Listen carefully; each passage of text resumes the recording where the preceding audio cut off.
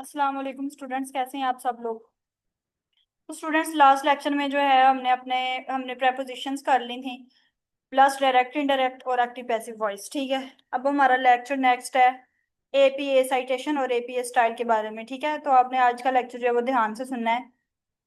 पहले तो मैं आपको ये बताऊंगी कि इसमें से हमने कौन कौन से ऑब्जेक्टिव्स कवर करने हैं। ठीक है, और साथ में आपको एपीए स्टाइल से रिलेटेड सारा गाइडलाइन प्रोवाइड करूंगी कि किस तरह से हम लोग एपीए स्टाइल को यूज करते हुए साइटेशंस देते हैं, और क्या आर्टिकल्स होते हैं, क्या मतलब कि हम उसमें इन टैग साइटेशन और जो पैरेंथेसिस साइटेशन होती है उन दोनों का क्या डिफरेंस होता है। ठीक है, तो उसके बारे में मैं सारा आपको आज गाइडलाइन जो प्रोवाइड करूंगी। ठीक है, तो सबसे पहले हम लोग इसकी डेफिनेशन देखेंगे। एपीए स्टाइल क्या होता है, उसके यूजेस क्या हैं, उसके पर्पसेस क्या होते हैं, बेसिक स्ट्रक्चर क्या होता है उसका, उसके एलिमेंट्स और मेथड्स क्या क्या होते हैं एपीए साइटेशन के।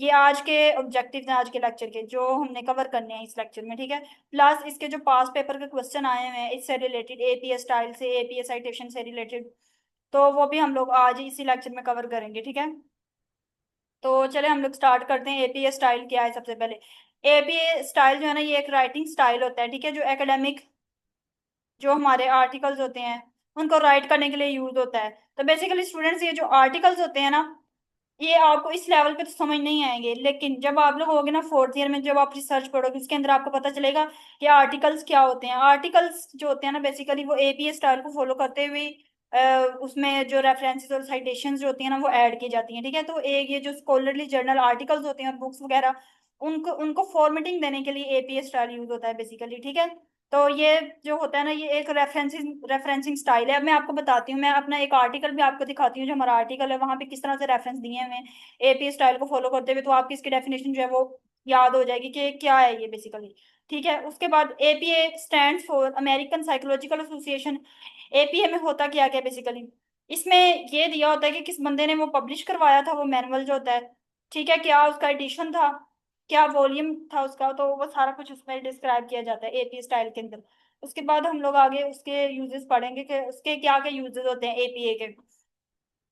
इससे पहले यूजेस पढ़ने से पहले मैं आपको अपना एक आर्टिकल दिखाती हूँ, जिसमें मैं आपको बताती हूँ कि एपीए स्टाइल को यूज करते हुए कैसे रेफरेंसेस ऐड करते हैं, किस तरह से रेफरेंसेस ऐड होते हैं, क्या उसका फॉर्मेट होता है। तो ये हमारा एक आर्टिकल है। ठीक है, ये आर्टिकल्स होते हैं और ये बेसिकली जो होते हैं ना रिसर्च वर्क, ये सारा एपीए स्टाइल में ही फॉर्म, इसमें जो रेफरेंसेस है ना वो ऐड किए जाते हैं। तो ये इसके बिल्कुल जो यहाँ पे आर्टिकल एंड हो रहा होता है ना, वहां पे हम लोग ना रेफरेंसेस ऐड कर देते हैं। अच्छा, तो बच्चों, ये जो इन टेक्स्ट और पैरेंथेसिस होता है ना, इनका क्या डिफरेंस है ये भी मैं आपको आज बताऊंगी। जिसमें ये देखिए, जो साथ साथ यहाँ पे आपको नजर आ रहा है, ये देखिए दी हुई हैं, दिए हुए ना साथ साथ हमने रेफरेंसेस ऐड किए हुए हैं। तो यही बेसिकली रेफरेंसेस होते हैं जो, जिसमें हम लोग ऑथर का नेम, ईयर ऑफ पब्लिकेशन जो है वो मेंशन करते हैं, इन टेक्स्ट साइटेशन ऐड करते हैं। ठीक है, तो ये जो है ना, ये हमने साथ साथ यहाँ पे दिए हुए हैं, मतलब कि चैप्टर वाइज जो चैप्टर हमने स्टार्ट किया और जो जो लाइन हमने जिस आर्टिकल से ली। ठीक है, जिस तरह ये देखें, मोहम्मद 2019 डेस्क्रिप्टिव स्टडीज ने कंडक्ट की थी, तो ये बेसिकली जो है ना, ये हमने साइटेशंस ऐड की हुई हैं, जहां से हमने जो चीज लेनी होती है ना स्टूडेंट्स, वो हम लोग उसी का हवाला दे के उसी आर्टिकल का के ऑथर का नेम और साथ ईयर ऑफ पब्लिकेशन हम मेंशन करते हैं। ठीक है, और उसकी स्टडी, तो ये होता है बेसिकली इन टेक्स्ट साइटेशन। ठीक है, तो इसके लास्ट पे ये जो चैप्टर के बिल्कुल एंड पे दिए होते हैं ना, वो होते हैं इसके एपीए स्टाइल में रेफरेंसेस। ठीक है, वो मैं आपको दिखाती हूँ।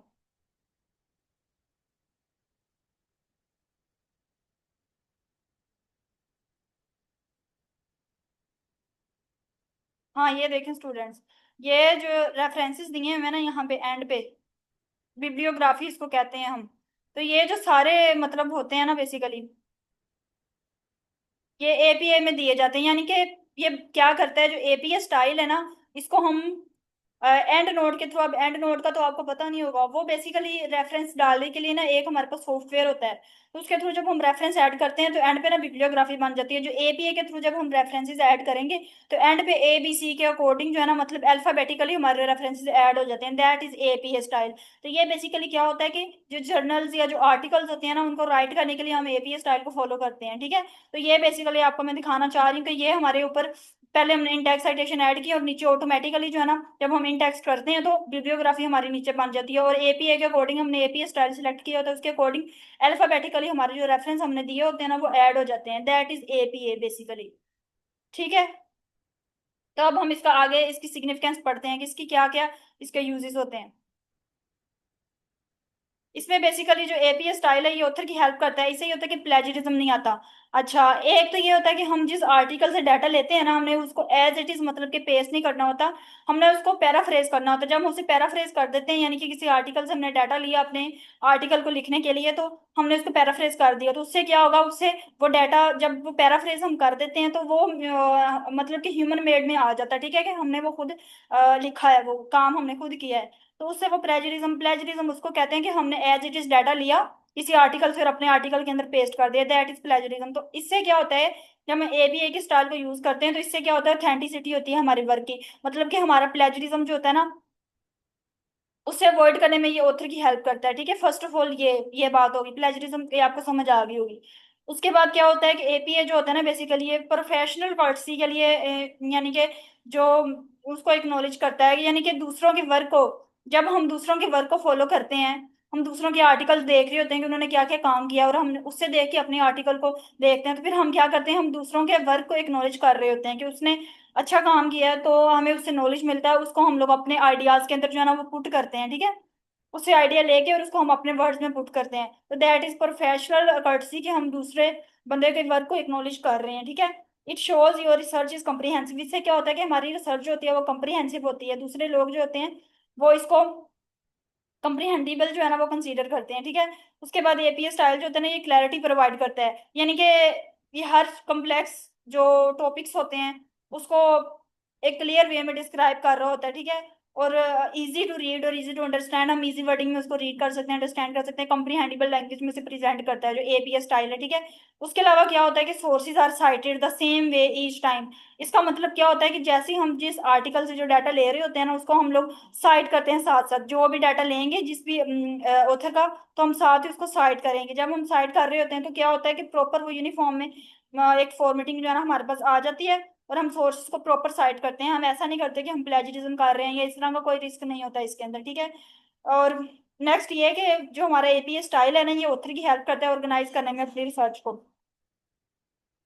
उसके बाद आगे इसके पर्पसेस हैं जो हम पढ़ते हैं। पर्पसेस क्या होता है, वही के ये जो होता है हमें क्लैरिटी और कंसिस्टेंसी जो होता है एकेडमिक राइटिंग के अंदर वो प्रोवाइड करता है। प्रॉपरली जो है ना वो सोर्सेज को क्रेडिट करता है, यानी कि सोर्सेज वो होते हैं, जैसे मैंने आपको ये बताया था, ये देखें, ये बिब्लियोग्राफी में आपको दिखा रही हूँ ना, ये अब हमने जिस आर्टिकल से डाटा लिया होता है ना, उसके साथ ही उसका ऑथर का नेम, ईयर ऑफ पब्लिकेशन, और जो उसका मतलब कि टाइटल होता है उस आर्टिकल का, वो साथ ही हम इधर मतलब कि कोट कर देते हैं। ठीक है, तो इस तरह से क्या होता है कि हमारी कंप्रीहेंडिबल हमारी होती है वो रिसर्च भी, हमें पता चल जाता है कि हमने किस आर्टिकल से डाटा लिया है, किस कौन सा ऑथर है वो। ठीक है, तो इस तरह से एपीए स्टाइल हमें हेल्प करता है हर लिहाज से हमारी रिसर्च को जो है ना वो उसको समझने में, उसको अंडरस्टैंड करने में, उसको इम्प्लीमेंट करने में।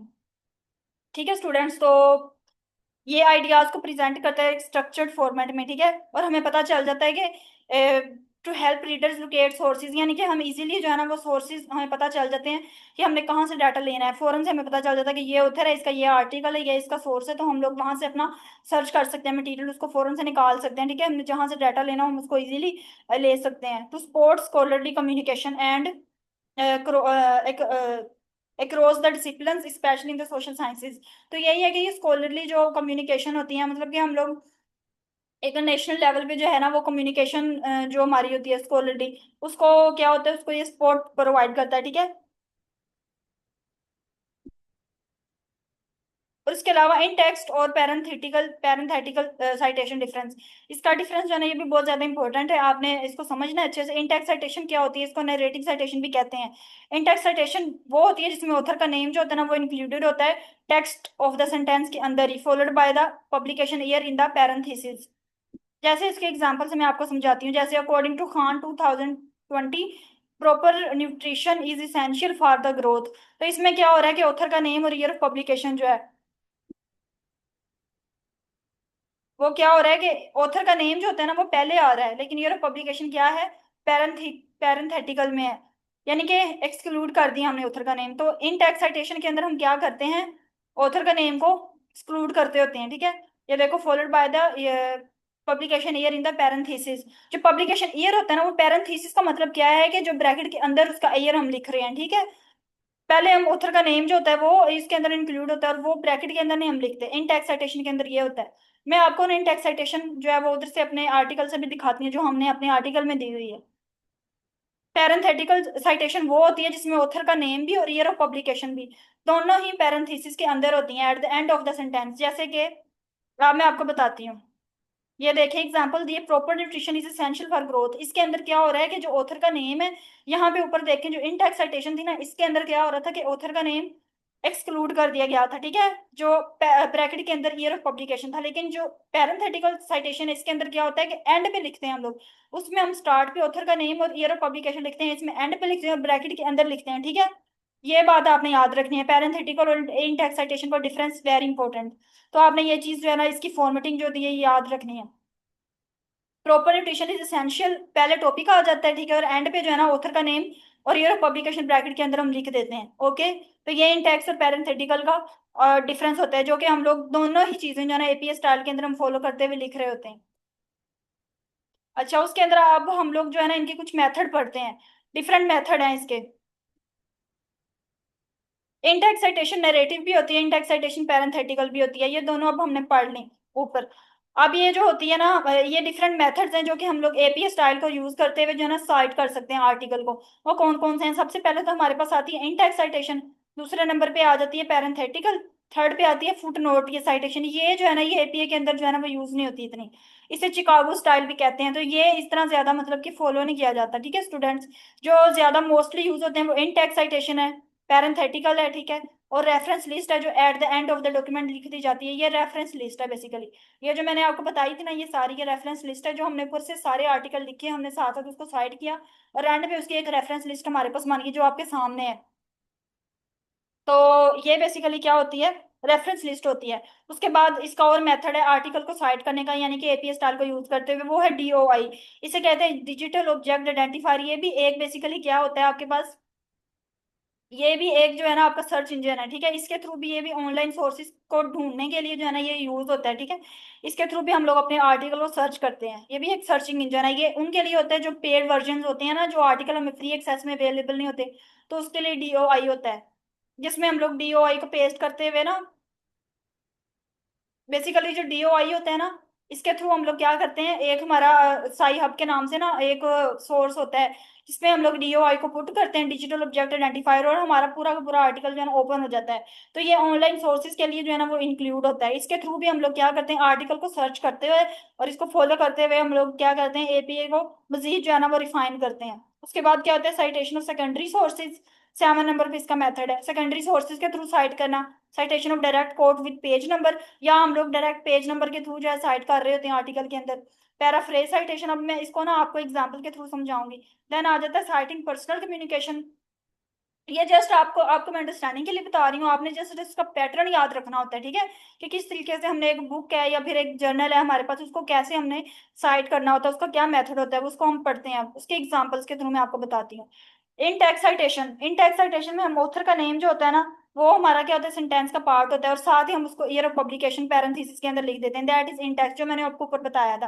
देखिए, Smith 2020 explains the exercise improves mental health, that is in text. एक तो हम इन टेक्स्ट के थ्रू दे सकते हैं ये मेथड। एक होता है पैरेंथेटिकल। पैरेंथेटिकल का मैंने आपको बताया था, इसमें ऑथर का नेम भी और ईयर ऑफ पब्लिकेशन दोनों ही पैरेंथेसिस के अंदर होते हैं। उसके बाद आगे थर्ड वाला आ जाता है हमारे पास, डायरेक्ट कोट साइटेशन। इसमें क्या होता है कि जब हम लोग डायरेक्ट कोटेशन ऐड करते हैं, उसमें हम ऑथर का नेम भी इंक्लूड करते हैं, ईयर भी, और उसके अलावा जो पेज नंबर उसका होता है वो भी हम लोग डायरेक्ट कोटेशन के अंदर जो है ना वो लिख रहे होते हैं। जैसे मैं आपको बताती हूँ, हमने पहले ईयर ऑफ पब्लिकेशन लिखा, हमने पहले जो ऑथर का नेम लिखा, year of publication stated exercise reduces anxiety levels, तो हमने कोटेशन के अंदर जो है ना इस चीज को जो है ना ऐड कर दिया। इसके इस तरह से भी हम लोग साइटेशन को जो है ना वो लिख सकते हैं, ठीक है।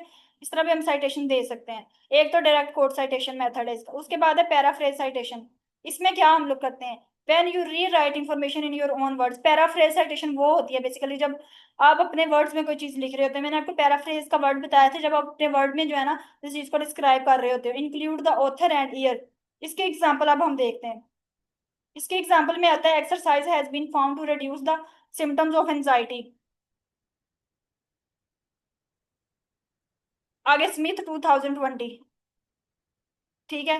तो इसके थ्रू भी हम कर सकते हैं। इसी तरह आता है हमारे पास, अगर हमारे पास मल्टीपल ऑथर आ जाएं तो हम किस तरह से सॉर्ट करेंगे, उसका क्या तरीका है। उसका ये है कि अगर दो ऑथर हैं तो दोनों के आपने नेम लिख देना है, लेकिन अगर तीन या तीन से ज्यादा ऑथर हैं तो आपने एट और लगा देना होता है। ठीक है। आगे हमारे पास आता है अगर दो ऑथर हैं तो उसका क्या मेथड है। जैसे Jones and Lee 2019 found significant results. तो ये हमने दो ऑथर की एग्जांपल दे दी। अगर दो तीन तीन तीन या तीन से ज्यादा है तो हमने एट और लगा देना है। ठीक है। ये इसका मेथड होता है। ब्राउन एट ओल डो 2018 ईयर जो है ना वो हमने ब्रैकेट में लिख दिया, और डिस्कवर न्यू फाइंडिंग्स ये हमने उसका लिख दिया, मतलब के साइटेशन की हेडिंग जो भी थी, जो भी उसका मतलब टॉपिक था। उसके बाद है सेकेंडरी सोर्स साइटेशन। इसमें क्या होता है कि साइटिंग का source mentioned in another source. इसमें क्या होता है कि जैसे according to John cited as in the Smith 2020 exercise is beneficial. मतलब कि सेकेंडरी सोर्स साइटेशन जो है ना वो भी हम लोग इसके थ्रू भी हम साइटेशन दे देते हैं। तो ये बेसिकली आपके कंटेंट का इतना पार्ट नहीं है। जो इम्पोर्टेंट था ना वो इन टेक्स्ट है, और टू और थ्री ऑथर वाला है। ठीक है। वो अब हमने कर लिया। जैसे मल्टीपल ऑथर की को साइट करना, जस्ट आपके मतलब कंटेंट का यही पार्ट है, तो वही वही हम लोग करेंगे। उसके बाद पैराफ्रेज साइटेशन का मैंने आपको बता दिया, इन टेक्स्ट है, और उसके बाद क्या है पैरेंथेटिकल। ये दो आपकी मेन मतलब के तीन से चार जो है ना वो आपकी इंक्लूड है कंटेंट में। तो इसलिए आपको मैं वही पढ़ाऊंगी, आपको फिर इतनी ज्यादा जो है ना वो समझ नहीं आएगी। और दूसरा ये, एक तो होती है रेफरेंस लिस्ट साइटेशन। इसके थ्रू भी हम लोग जो है ना वो साइट कर रहे होते हैं। इसमें क्या होता है कि फुल डिटेल्स होती है सारे सोर्सेज की, cited in text are listed at the end. जो जैसे कि ये वाली है रेफरेंस लिस्ट साइटेशन, जो एंड पे हमने सारी सारी लिस्ट ऐड कर दी थी। ठीक है। अच्छा, उसके बाद हमारा नेक्स्ट आ जाता है इसके एग्जाम्पल। जैसे ये देखें, John J exercise and mental health New York Wiley publishers. तो ये सारे हमने जो है ना पब्लिशर्स की एग्जांपल दे दी है कि जितने जो भी मतलब पब्लिशर्स हमने ऐड किए, तो सबकी एंड पे जो है ना रेफरेंस लिस्ट आ जाएगी, ईयर ऑफ पब्लिकेशन आ जाएगा। जैसे ये है, ये देखें, जैसे ये जितने भी मतलब के, जैसे ये अख्तर एस अब्बास एंड खादिम, ये देखें ये दो ऑथर थे ना, तो दो का हमने जो है ना वो नाम लिख देना होता है। लेकिन अगर तीन या तीन से ज्यादा हो तो हमने एट ऑल लगा देना। जैसे ये देखें, बिहाइट सैंकर वाई एस एट ऑल, अब ये ज्यादा ऑथर थे। ठीक है। तो हमने एट ऑल लगा दिया। जब तीन या तीन से ज्यादा ऑथर होंगे तो हम एट ऑल यूज करेंगे, और साथ ईयर ऑफ पब्लिकेशन हमने लिख देना है ब्रैकेट के अंदर। और साथ ही हमने जो है ना उसका टॉपिक लिख देना होता है, आर्टिकल का जो भी उसका टॉपिक है देखें। और उसके बाद पेज नंबर। ये एपीए स्टाइल का फॉर्मेट है स्टूडेंट्स, मैं आपको साथ साथ दिखा रही हूँ कि हमने रेफरेंस दिए हुए थे वो इस फॉर्मेट में अलाइन हो गया एंड पे, खुद ब खुद ही ऑटोमेटिकली। जब हम इन टेक्स्ट साइटेशन कर रहे होते हैं तो एंड पे बिब्लियोग्राफी जो है ना वो हमें शो हो जाती है। ठीक है। उसके बाद जो है ना नेक्स्ट आ जाता है हमारे पास इसका क्या क्या फॉर्मेट है। अब ये आपकी बुक के अंदर भी जो है ना, ये आपका पेपर का मतलब के क्वेश्चन भी है कि अगर एक बुक आपने लिखनी हो तो उसका क्या फॉर्मेट होगा। ठीक है। अगर आपने जर्नल राइट करना हो तो उसमें आपने कैसे, एपीए रेफरेंस लिस्ट जो होती है वो आपने उसको रेफरेंस लिस्ट क्रिएट करनी है, वो कैसे करनी है। देन जर्नल की किस तरह से करनी है। वेबसाइट हो तो उसका क्या फॉर्मेट होता है। उसके अलावा बुक के चैप्टर हो तो उसका क्या फॉर्मेट होता है। तो बस ये तीन से चार जो है ना ये आपने जहन में रखना है कि इसका क्या फॉर्मेट है। फॉर एग्जाम्पल उन्होंने कहा एक बुक है, इसका क्या फॉर्मेट है। इसमें आप सबसे पहले ऑथर का नेम लिखोगे, ईयर लिखोगे, टाइटल लिखोगे बुक का जो भी है, और साथ पब्लिशर लिख दोगे। ठीक है। तो ये जो है ना आपका एक बुक राइट करने के लिए, जब आप एपीए स्टाइल को फॉलो कर रहे होते हो तो उसको, उसमें जो आपने रेफरेंस देना होता है बेसिकली, तो आप इस फॉर्मेट में देते हो। ठीक है। जैसे आप फॉर एग्जाम्पल स्मिथ जे ए 2020, और टाइटल ऑफ द बुक क्या था, एक्सरसाइज एंड मेंटल हेल्थ, और पब्लिशर क्या है इसका, हेल्थ पब्लिशर्स। तो वो हमने लिख दिया। ये क्या है, ये एक बुक का फॉर्मेट है। अगर आप बुक में मतलब रेफरेंसेस ऐड कर रहे हो या आपने बुक लिखी है उसका आपने, उसको आपने कैसे एपीए में फॉर्मेट देना है, तो उसका ये फॉर्मेट होता है। ठीक है। उसके बाद आगे हमारे पास आता है जर्नल आर्टिकल। अगर आपने एक जर्नल आर्टिकल लिखा उसको आपने कैसे मतलब कि रेफरेंस एपीए को यूज करते हुए और आपने रेफरेंस लिस्ट क्रिएट करनी है, उसका ये फॉर्मेट है कि आप ऑथर लिखोगे, साथ उसका ईयर लिखोगे, टाइटल लिखोगे आर्टिकल का क्या है। ठीक है। Title of journal, volume, page number वगैरह लिखोगे, और साथ एड्रेस। ये एक्सेप्शनल होता है, ये जो है ना कंपलसरी नहीं है कि साथ आप एड्रेस लिखो। ठीक है। ये कंपलसरी होता है कि आप जो है ना वो डिजिटल ऑब्जेक्ट आइडेंटिफायर जो हमने ऊपर पढ़ी थी, ये वेबसाइट होती है कि इसके थ्रू आप इस आर्टिकल को ना, ये पूरा आर्टिकल ओपन हो जाएगा इसके थ्रू। अगर तो आप ये देना चाहो तो दे दो, अदरवाइज क्या है ये ऑप्शनल ही होता है। जैसे आपको मैं इसका फॉर्मेट साथ साथ दिखाती भी हूँ, मैंने जिस तरह हमने मतलब कि एक जर्नल आर्टिकल लिखा था तो हमने उसको कैसे फॉर्मेटिंग दी, ये देखें। जैसे ये है, हमने सबसे पहले ऑथर का नेम लिखा है। ठीक है। और साथ हमने क्या लिख दिया, ईयर ऑफ पब्लिकेशन।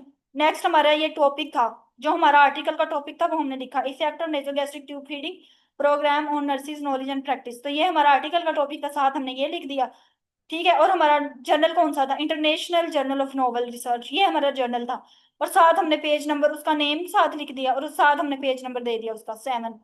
ठीक है, तो ये इसका बेसिक फॉर्मेट है। एक और आपको एग्जांपल में दिखा देती हूँ, जैसे ये था हमारा मतलब कि जो हमारा ऑथर था, ऑथर का नेम हमने लिख दिया, साथ हमने क्या लिख दिया, ईयर ऑफ पब्लिकेशन। नेक्स्ट हमने उसका आर्टिकल का मतलब कि टॉपिक जो था वो दे दिया, जिस भी मतलब कि हमने आर्टिकल से डाटा लिया, और हमने साथ ही उसको साइट कर दिया। ठीक है, और साइट किस तरीके से किया, एपीएस स्टाइल को फॉलो करते हुए एक जर्नल आर्टिकल को। ये है उसका जर्नल आर्टिकल का, हमने क्योंकि एक आपको मैं आर्टिकल दिखा रही हूँ तो ये आर्टिकल का फॉर्मेट मैं आपके सामने दिखा रही हूँ। ठीक है, जैसे international journal of nutritional health, इसका इस जर्नल का नेम ये है, तो जर्नल का नेम लिख दिया, एंड पे जो है ना हमने पेज नंबर लिख दिया।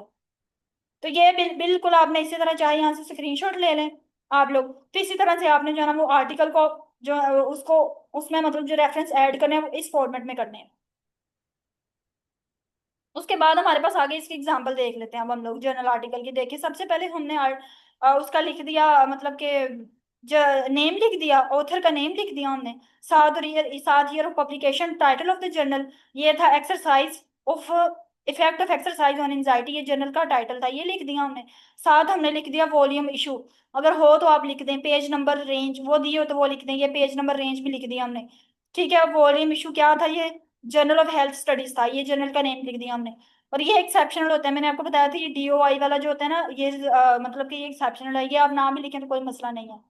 ठीक है, उसके बाद नेक्स्ट हमारा आ जाता है वेबसाइट का क्या फॉर्मेट। अगर एक वेबसाइट को आपने मतलब कि वो देना हो, उसमें साइटेशन ऐड करना, साइट करना हो, तो कैसे करेंगे आप। इसमें आपने ऑथर का नेम लिखना है, ठीक है, ईयर और मंथ, मंथ डे में लिख, मंथ डे वो लिख देना है आपने, ईयर और साथ मंथ डे भी है। इसमें ये देखें आर्टिकल, अब ये वेबसाइट में ये चीजें जो है ना, आपने ये चीजें ध्यान से देखनी होती हैं। टाइटल ऑफ वेब पेज आपने लिखना, ठीक है, वेब पेज का नेम लिख देना, और यूआरएल साथ ही उसका मेंशन कर देना, ठीक हो गया। ये वेबसाइट के लिए है, बेसिकली वेबसाइट में आप यूआरएल मेंशन करोगे, लेकिन ऊपर जो है ना, ये जो मैंने आपको बताया था जर्नल आर्टिकल, या फिर ये जो बुक है, आपने एक बुक का फॉर्मेट करना हो, उसमें आप लोग ये जो होता है ना यूआरएल, ये नहीं पेस्ट करते। उसके बाद इसकी एग्जांपल हम देख लेते हैं, जैसे है अमेरिकन साइकोलॉजिकल एसोसिएशन, साथ हमने जो है ना वो ऑथर का नेम लिख दिया, ठीक है, उसके बाद ईयर और डेट जो होती है वो लिख दी, देखें ब्रैकेट के अंदर वो हमने मेंशन कर दी है, इसका फॉर्मेट होता है, ये वेबसाइट का फॉर्मेट हम पढ़ रहे हैं। Then title of web page क्या था, managing stress during a pandemic, वो हमने मेंशन कर दिया। देन वेबसाइट का नेम हमने लिख दिया, ठीक है, APHTTP WW डॉट जो भी था वो, और देन यूआरएल जो है ना हमने साथ पेस्ट कर दिया उसका, ये जो WW डॉट होता है ना, ये यूआरएल होता है उसका। ठीक है, वेबसाइट का नेम भी हमने लिख दिया, और यूआरएल एंड पे पेस्ट कर दिया। That is the format for citing website. ठीक हो गया, according to by using APA. Then हमारे पास होता है बुक का एक चैप्टर, अगर हमने लिखना हो तो उसका क्या फॉर्मेट होता है, उसके लिए हम लोग क्या करते हैं, ऑथर का नेम, ईयर, टाइटल लिखते हैं चैप्टर का, ठीक है, और एडिटर और टाइटल लिख दें, बुक का पेज नंबर लिख देते हैं, और पब्लिशर। मतलब कि ये फॉर्मेट इनके सेम सेम ही होते हैं, बुक का थोड़ा बहुत मतलब डिफरेंट होता है, तो वेबसाइट का हमने लिखना हो तो साथ यूआरएल उसका आ जाता है। तो ये देखें, इसमें हमने क्या लिखा, बुक का चैप्टर के लिए हमने बुक के चैप्टर में अगर हमने साइटेशन ऐड करनी हो, मतलब के रेफरेंसेस ऐड करने हो, तो उसके लिए क्या फॉर्मेट होता है कि हमने सबसे पहले ऑथर का नेम लिख लिया, ठीक है, साथ हमने क्या है ईयर, अब ईयर हमने लिख लिया, ठीक है, एक्सरसाइज एंड मूड रेगुलेशन इसका टाइटल था चैप्टर का, वो लिख लिया। देन जो है ना वो इन एडिटर एडिशन वो लिख लिया हमने, इन के जॉनसन, और उसके बाद टाइटल बुक का क्या था, मेंटल हेल्थ एंड वेलनेस, वो लिख लिया। आगे पेज नंबर जो है ना वो रेंज में वो जो भी थे वो हमने लिख लिए, और पब्लिशर क्या था इसका, वेलनेस प्रेस। तो इस तरह से मतलब कि ये सारे फॉर्मेट को फॉलो करते हुए ना आपने इसको मतलब ये जो होते हैं ना, ये आपको मैंने एग्जांपल्स दी हैं, ठीक है, रेफरेंस लिस्ट के लिए फॉर्मेट फॉर एपीए, बुक का क्या फॉर्मेट है, जर्नल आर्टिकल का क्या फॉर्मेट है, फिर हमने पढ़ा वेबसाइट का क्या फॉर्मेट है, फिर हमने पढ़ा बुक के चैप्टर लिखना हो तो उसका क्या फॉर्मेट है। ठीक है, तो आपने ये फॉर्मेट ही बस याद रखने होते हैं। इसके बाद मैं साथ ही आपको जो है ना आपके पास पेपर की बुक से भी कवर करवा देती हूँ। इसमें क्या है बेसिकली कि आपका एक इम्पोर्टेंट क्वेश्चन है कि आप जो है ना रेफरेंसेस और साइटेशन जो है ना इन दोनों का डिफरेंस लिखें। तो सबसे पहले मैं आपको अपना आर्टिकल दिखाती हूँ, फिर मैं आपको बताती हूँ कि रेफरेंस क्या होते हैं और साइटेशंस क्या होती हैं, ठीक है। अच्छा, ये बेसिकली बच्चों ये जो बुक के एंड पे दिए होते हैं ना, ये सारे के सारे क्या होते हैं, रेफरेंसेस, इनको हम रेफरेंसेस कहते हैं, ठीक है। अब इन टेक्स्ट साइट, अब साइटेशन और रेफरेंस में क्या डिफरेंस है? रेफरेंस का मैंने आपको बता दिया कि जो एंड पे सारी जो साइटेशन इन टेक्स्ट हमने ऊपर ऐड की थी ना, ये देखें ये इन टेक्स्ट साइटेशन है। आपको मैं दिखाती हूँ।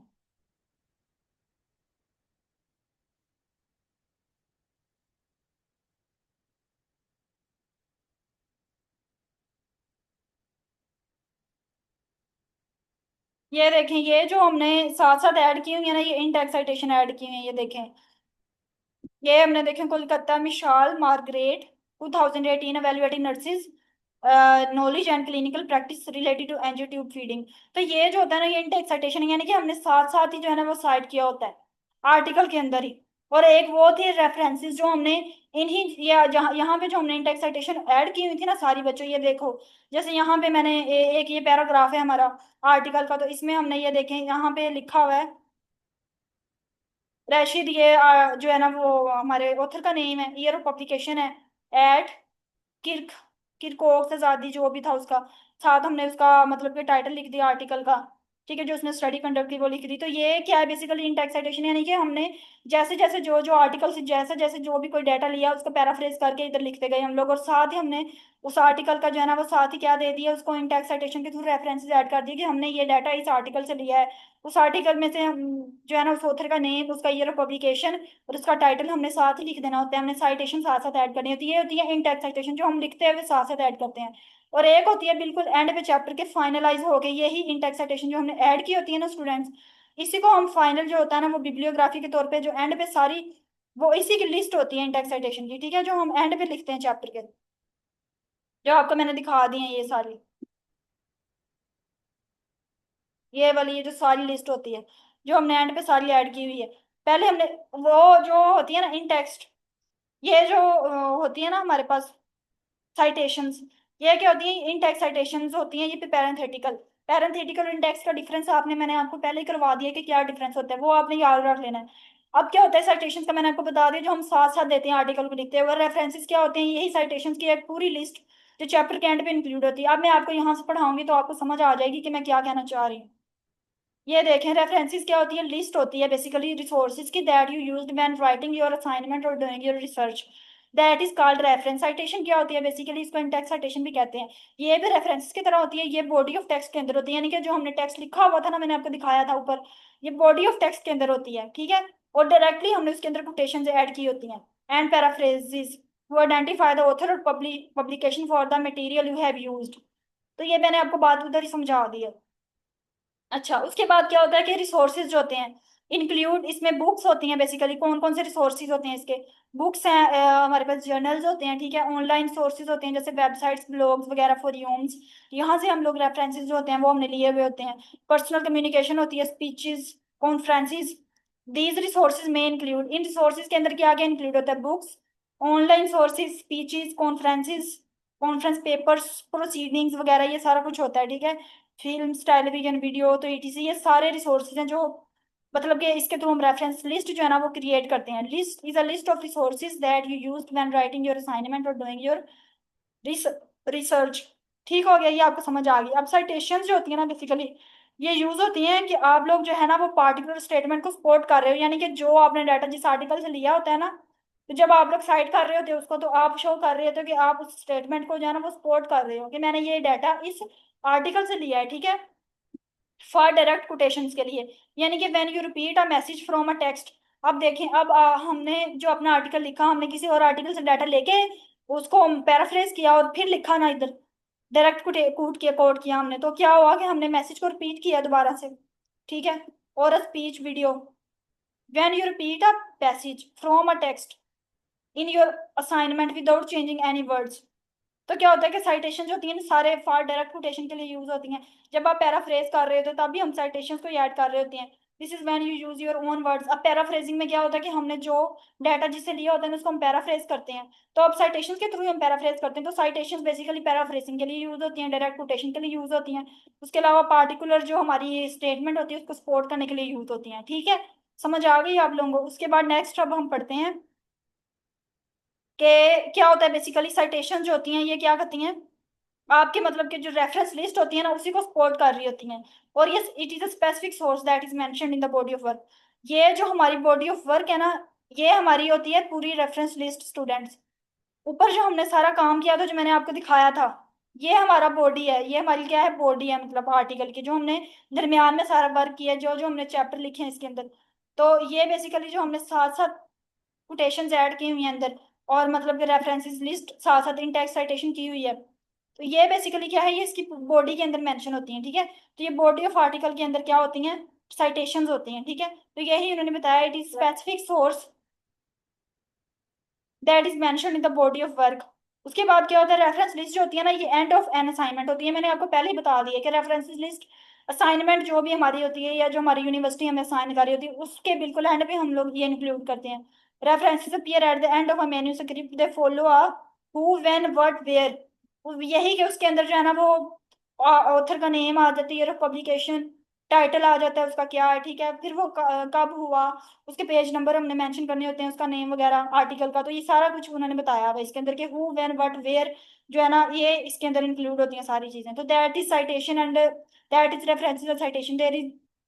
और ये बहुत ज्यादा इंपॉर्टेंट क्वेश्चन है। अब आप इसके अंदर जो है ना, एक और इंपॉर्टेंट क्वेश्चन ऊपर दिया हुआ है उन्होंने पास पेपर में।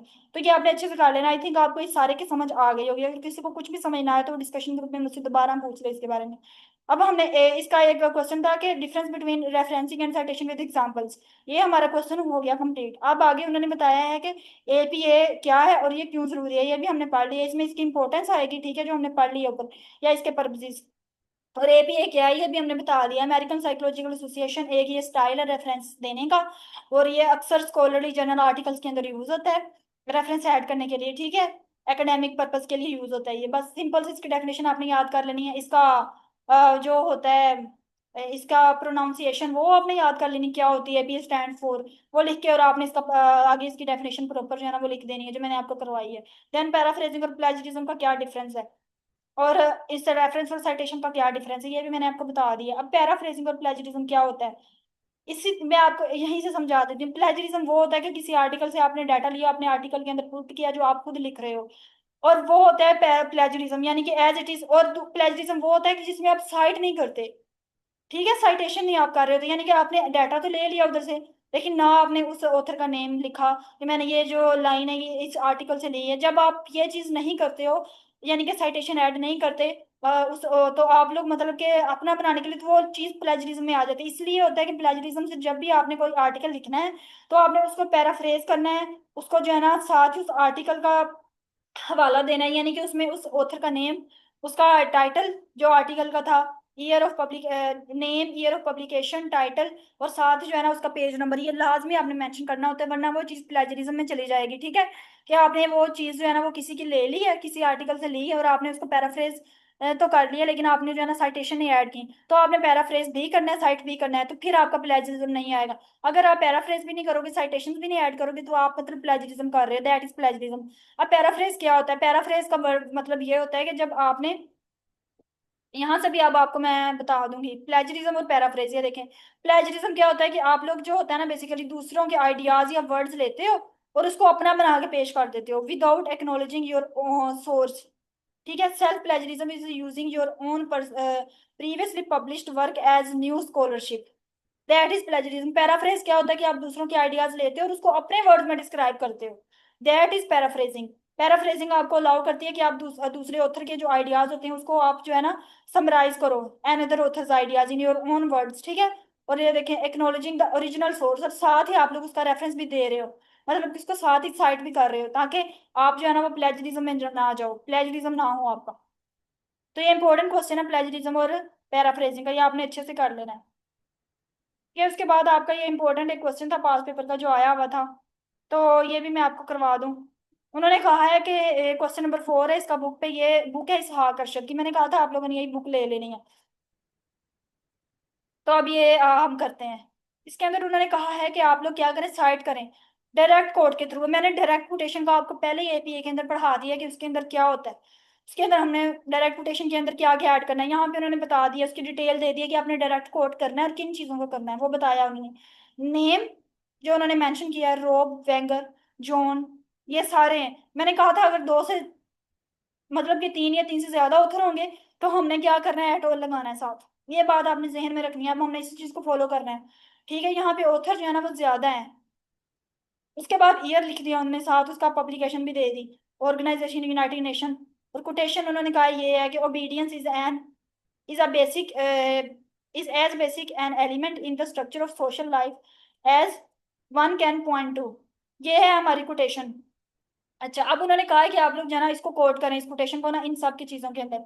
Personal communication, email work by one author, letter work by two और five authors, then organization as an author, two authors and two books, two works, उसके बाद unknown author and unknown date, उसके बाद sources without page number, और उसके बाद आता है work by 6 to 7 authors as in the paraphrase. तो अब हम लोग ना ये पढ़ते हैं इसके बारे में, ठीक है। आपको मैं बताती हूँ एपीए साइटेशन। सबसे पहले पर्सनल कम्युनिकेशन। इसके अंदर क्या है, अब इसी कोटेशन को हमने पुट करना है, ये कोटेशन हमने याद करनी है, ठीक है। सबसे पहले तो हमने वो कोटेशन पुट कर देनी है साथ ही। Obedience is as basic an element in the structure of social life as one can point to. और साथ हमने क्या दे देना है, उसका ऑथर का नेम दे देना है, ठीक है। डब्ल्यू रो पर्सनल, जैसे मैंने आपको कहा था ब्रैकेट में आपने ऑथर का नेम लिखना है, साथ जो है ना उसका जो भी मतलब कि क्या कहते हैं पर्सनल कम्युनिकेशन है, क्योंकि इसमें जो नेम है, जो आप पर्सनल कम्युनिकेशन का नेम को यूज करोगे, यहाँ पे टाइटल क्या है पर्सनल कम्युनिकेशन, तो आप पर्सनल कम्युनिकेशन लिख दोगे, ठीक है। साथ वो कब हुआ, मतलब कि वो उन्होंने ईयर लिखा हुआ है, तो जो उन्होंने आपसे क्वेश्चन पूछा होगा ना स्टूडेंट्स, ये क्वेश्चन अक्सर आ भी जाते हैं पेपर में, ये नहीं कि ये आते नहीं है, ये पेपर में आ जाते हैं। आपने इसको ध्यान से पढ़ना है और समझ के लिखना है इसको। साथ आपने ईयर लिख देना है, ईयर उन्होंने ऑलरेडी क्वेश्चन के अंदर दिया हुआ है, तो आपने इधर वही लिखना है, 5th ईयर 2011। और देन जो है ना साथ ही हमने क्या कर देना, ब्रैकेट को क्लोज कर देना। तो ये हो गया पर्सनल कम्युनिकेशन का फॉर्मेट। पहले हमने कोटेशन लिख देनी है और साथ जो है ना इसके अकॉर्डिंग ही ऑथर का नेम जो भी है, ठीक है, वो लिख देना है। और उसके बाद जो है ना हमने ईयर ऑफ पब्लिकेशन जो उन्होंने दिया हुआ है वो मेंशन किया हुआ है उन्होंने। और क्योंकि यहाँ पे पर्सनल इन्फॉर्मेशन टाइटल है, तो पर्सनल इन्फॉर्मेशन लिख दिया। उसके बाद ईमेल में क्या करना है अब हमने, इन एन ईमेल फ्रॉम, वही ऑथर जो उन्होंने ऊपर दिया हुआ है वो लिख देना है। एक्सियर जो भी है इसका मतलब कि ईमेल था, वो ईमेल हमने लिख दिया। इन द 5th दिसंबर, साथ उसकी डेट लिख दी हमने। और उसके बाद एंड पे क्या करना है हमने, जो हमारी रेफरेंस लिस्ट उन्होंने ऊपर दी हुई थी उसके अकॉर्डिंग जो है वो उन्होंने कोट करना है हमने, कोट लिख देनी है हमने, as it is. Quotation as it is होती है, उसको में उसमें कोई चेंज नहीं होती, ठीक है। Obedience is as basic. तो ईमेल के अंदर हमने पहले ईमेल लिख देना है और बाद में कोटेशन लिख देनी है। लेकिन अगर पर्सनल कम्युनिकेशन की बात की जाए तो उसमें हमने जो रेफरेंस लिस्ट क्रिएट करनी है ना, वो हमने बाद में लिखनी है। पहले हमने कोड करना है, तो देन हमने क्या करना है, रेफरेंस दे देना है। इसमें हमने रेफरेंस जो होते हैं ना वो पहले स्टार्ट में ऐड कर देना है ईमेल के अंदर, और देन एंड में कोटेशन जो है ना वो ऐड कर देनी है। वन ऑथर अगर होगा तो क्या होगा, पहले हमने जो है ना वो कोटेशन लिख देनी है, ऐड कर देनी है, और साथ ही जो है ना एंड पे हमने रेफरेंस लिस्ट क्रिएट कर देनी है, जिसमें ऑथर का नेम, ईयर ऑफ पब्लिकेशन और जो भी उसका पेज नंबर था वो लिख दिया। ये वन ऑथर के लिए है, ठीक है। एक ऑथर है तो एक ऑथर का नेम आ जाएगा। उसके बाद आगे हमारे पास आ जाता है लेटर। लेटर में क्या होता है, पहले आपने जो है ना वो क्या कर देना है, लेटर में भी आपने पहले उसको कोटेशन को मतलब कि एंड पे लिख देना है, और शुरू में आपने क्या कर देना है कि according to letter by W, जो भी उसका नेम था ऑथर का वो लिख दिया हमने। उसमें 3 4 ऑथर बताए, उसमें से कोई एक ऑथर का नेम लिख दो साथ आप, साथ उसका ईयर ऑफ पब्लिकेशन लिख दो, वैसे ही कर दिया, ठीक है। और एंड पे कोटेशन के अंदर जो है ना जो उन्होंने कोटेशन दी वो ऐड कर दो, that is the letter format. उसके बाद दो से ज्यादा ऑथर हैं, इसके लिए क्या करना है, इसके पहले आपने क्या कर देना है, उसका कोटेशन ऐड कर देनी है आपने। और देन जो है ना एंड पे हमने क्या कर देना, उसको उसकी साइटेशन लिस्ट जो है ना वो क्रिएट कर देनी है। उसके अंदर क्या है कि दो ऑथर, वो जो ऑथर उन्होंने दिए हुए थे, बेंगर इल्यूगस, Carlos Cornell and son, 2011 and 2020। और आगे पैरा और P31। यहाँ पे आप एट ऑल भी लिख सकते हो, इन्होंने नहीं यहाँ पे लिखा हुआ, लेकिन अगर आप लिख दोगे तो आपका गलत नहीं होगा, ठीक है। एट ऑल भी लिख सकते हो। और अगर आप सारे ऑथर मतलब कि उन्होंने जैसे यहाँ पे डिफरेंट ऑथर्स दिए हैं उन्होंने ऊपर क्योंकि मेंशन किया हुआ है ना स्पेसिफिकली, तो आपने फिर सारे ऑथर का नेम लिख देना है, रॉब, वेंगर, जॉन, कॉर्नल, ये डिफरेंट ऑथर्स हैं। हो सकता है इन्होंने डिफरेंट ऑथर जो है वो इस हिसाब से होंगे, यहाँ पे जो है वो ये ऑथर्स ने बेसिकली ये डिफरेंट सोर्सेज से लिए गए हों, इसलिए फिर उन्होंने सारे जो कुछ ऑथर थे उन्होंने उसका नाम लिख दिया। लेकिन अगर एक ही सोर्स हो आपका, मतलब एक ही आर्टिकल, उसके अंदर ज्यादा ऑथर हो, तो फिर आप लोग एट ऑल लिख सकते हैं, ठीक है। ये चीज आपने देख लेनी है। इसमें भी उन्होंने 2 से 3 ऑथर का नेम ही लिखा था, 2 से 3 आप लिख सकते हो। लेकिन इससे ज्यादा, अगर 3 से ज्यादा हो जाएंगे ना, 3 या 4, फिर आपने एटोल लगा देना है, ठीक है। यहाँ पे भी आप एटोल मेंशन कर सकते हो, ये मैंने आपको बता दिया बात। उसके बाद होता है ऑर्गेनाइजेशन एज एन ऑथर। इसमें क्या होता है बेसिकली, इसमें आपने पहले कोटेशन ऐड कर देनी है, ऑर्गेनाइजेशन एज ऑथर। और साथ एंड पे क्या करना है, उसका मतलब कि ना नेम लिख देना होता है ऑथर का। United Nations 2011 and 2020 first citation में क्या करेंगे हम लोग, इस तरीके से इसको मतलब यूनाइटेड स्टेट जो है इसको ब्रैकेट के अंदर डाल के और साथ जो है ना ईयर ऑफ पब्लिकेशन और इसको ब्रैकेट के अंदर लिख देंगे। सिक्वेंशियल साइटेशन जो है ना हम इस तरीके से भी दे सकते हैं, UN 2011 2020, इस तरीके से भी हम इसको साइट कर सकते हैं, ठीक है। तो दोनों मेथड है इसके, फर्स्ट साइटेशन और सब्सिक्वेंट साइटेशन। उसके बाद क्या होता है, दो या दो से ज्यादा दो ऑथर्स और दो दो वर्क्स, दो ऑथर्स है यहाँ पे, दो वर्क्स हैं। तो इसमें क्या होता है, पहले हमने क्या कर देना, कोटेशन ऐड कर दी हमने, देन हमने क्या कर लिया, उसको एंड पे जो है ना रेफरेंसेस ऐड कर दिए, ठीक है। और देन जो है ना दो वर्क्स अगर हो, टू वर्क्स हो, तो उसके लिए भी हमने यही करना है, बैगर और 2011 और कोरल, मतलब कि दो लोगों ने वर्क किया है, दो लोगों का काम है ये। तो फिर आपने जो है ना दोनों का ही एक नाम जो है ना वो मेंशन कर देना है, दोनों ऑथर्स का, क्योंकि ये डिफरेंट ऑथर्स, उन्होंने यहाँ पे डिफरेंट ऑथर्स की बात की है, तो आपने यहाँ पे यही मतलब कि दो ऑथर्स की बात कर देनी है, ठीक है।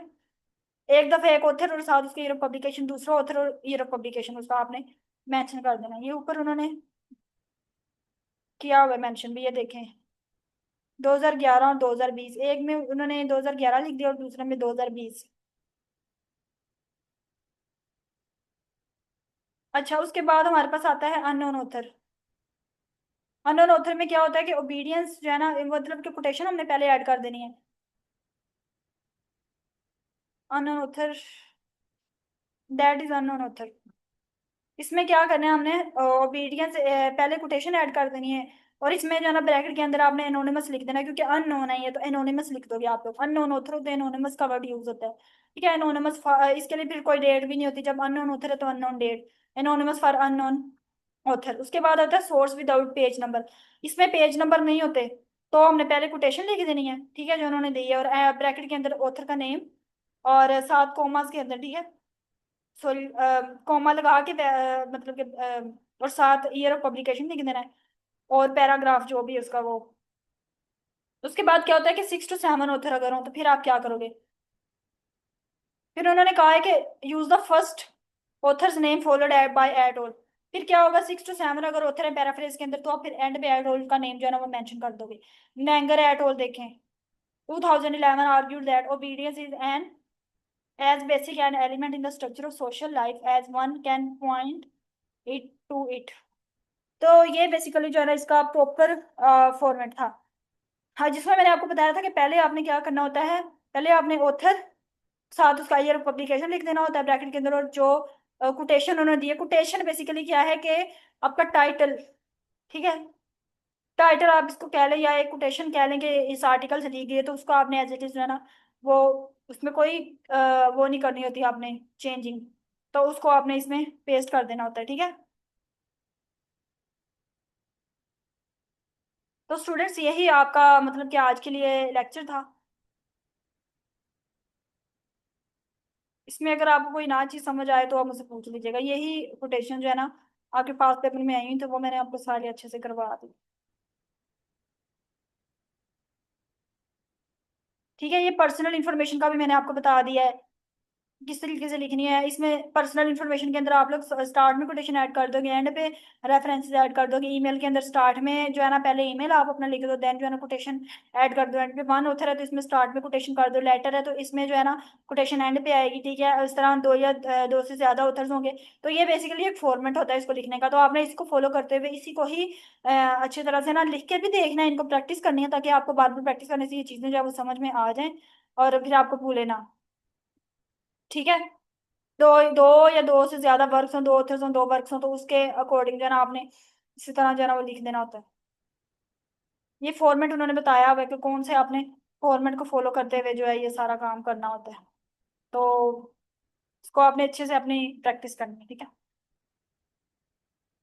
ओके, तो स्टूडेंट्स, अल्लाह हाफिज।